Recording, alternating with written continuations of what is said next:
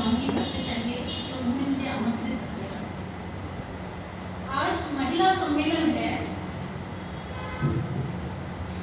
तो मैं महिलाओं की ही बात करूँगी अभी। नारी नहीं है सपना, नारी नहीं कहानी, नारी नहीं है सपना, नारी नहीं कहानी, नारी की ही गोद में पलती है जिंदगानी।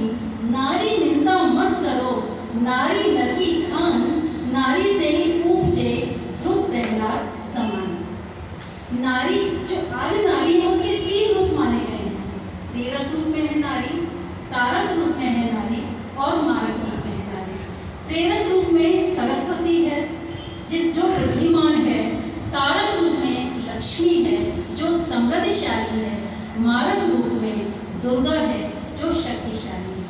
ये तीनों ही गुण किसी भी समाज की, किसी भी राष्ट्र की उन्नति का आधार होते हैं और राष्ट्र को सुसंगठित रखने में सहायक होते हैं। इसीलिए तो भारत माता को अष्टभुजाधारिणी कहा गया है।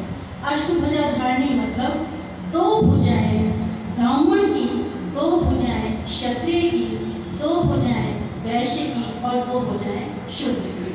जो 2 भुजाएं ब्राह्मण की हैं इसका मतलब अज्ञान धारिणी, 2 भुजाएं क्षत्रिय की हैं इसका मतलब अन्याय धारिणी, 2 भुजाएं वैश्य की हैं अभाव धारिणी, 2 भुजाएं शूद्र की हैं मतलब अव्यवस्था धारिणी। नारी माँ है, पत्नी है, बेटी है, चाची है, ताई है, मौसी है, बुआ है। अगर नारी चाहे तो अपने पारिवारिक दायित्वों को व्यापक बनाकर राष्ट्र में एक चेतना फूंक सकती है। हमें हमेशा स्व की परिधि में रहना चाहिए।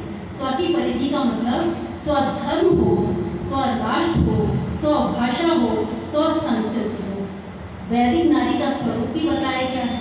वैदिक नारी का स्वरूप क्या बताया है?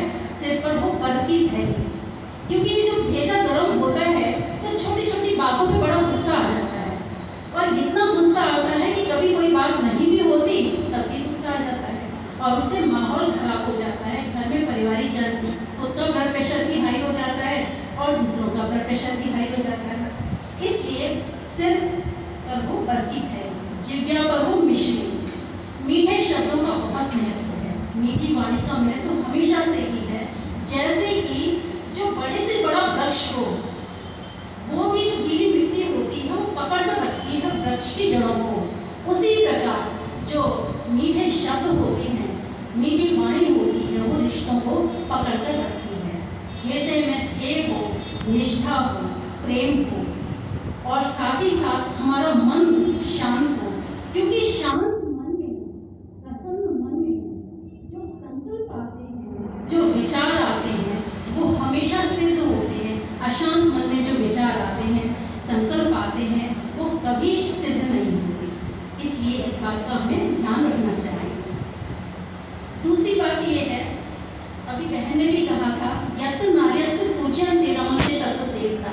जहाँ नारी का सम्मान होता है वहाँ सब कुछ, सफलता भी आती है, प्रेम होगा, सफलता भी मिलेगी, धन भी मिलेगा, सब कुछ मिलेगा।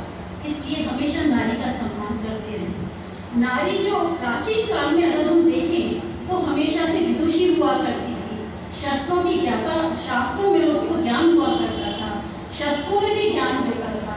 लेकिन जो मध्य युग आया वो रूढ़िवादी परंपराओं के कारण वो पिछड़ गई, घर में कैद हो गई और इसी कारण वो अपनी शक्ति को भी भूल गई। लेकिन फिर से एक समय ऐसा आया है जिसमें नारी फिर से शिक्षित हो रही है, आगे बढ़ रही है और वो क्षेत्र जिसमें पहले सिर्फ पुरुष ही जाया करते थे वहाँ पर भी अपनी उपस्थिति दर्ज करा रही है। आज नारी IAS है, IPS है, यहाँ तक कि एस्ट्रोनॉट भी है, पायलट ऑफिसर है। आप 26 जनवरी पर देखिए कि जहाँ से पुरुष ही पहले कर्तव्य दिखाया करते थे, आज नारी भी बाइक पर कर्तव्य करते हुए दिखाई देती है। तो ये सब सराहना की बात है, हमें सराहना करनी चाहिए। लेकिन इसी के साथ में समय का भी ध्यान रखूंगी, आपके समक्ष एक भजन रखूंगी। तो भजन के बारे में थोड़ी सी बात करना चाहूँगी। भजन का अर्थ क्या होता है? पान पान। जब हम भजन गाते हैं तो एक शब्द, एक नाद पूरे ब्रह्मांड के साथ बांटते हैं, इसीलिए इसको भजन कहा जाता है।